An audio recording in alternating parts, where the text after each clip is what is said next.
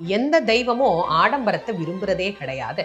அதிலேயும் விநாயகர் எளிமைக்கும் எளிமையானவர். இந்த விநாயகர் சதுர்த்தி கொண்டாடணும் அப்படின்னு உடனே நிறைய பேருக்கு மனசுல ஒரு கேள்வி வரும். நம்மள்ட்ட அவ்வளவு வசதி இல்லையே, அவ்வளவு பணம் இல்லையே, எப்படா இந்த பண்டிகையை நாம கொண்டாட போறோம் அப்படின்னு நிறைய வாங்கி வச்சு வகை வகையா செஞ்சு வச்சுதான் விநாயகரை கும்பிடணும்னு அவசியம் இல்லை.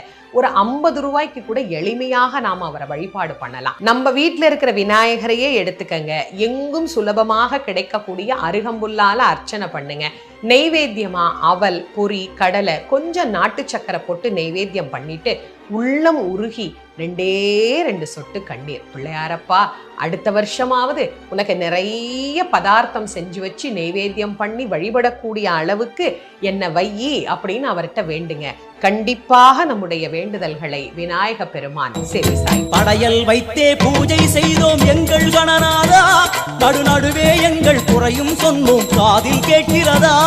உன் மூஷிகமும் என் மனதை போலே சின்னஞ்சிறிதல்லவோ, அது கடவுளை தாங்குது எந்த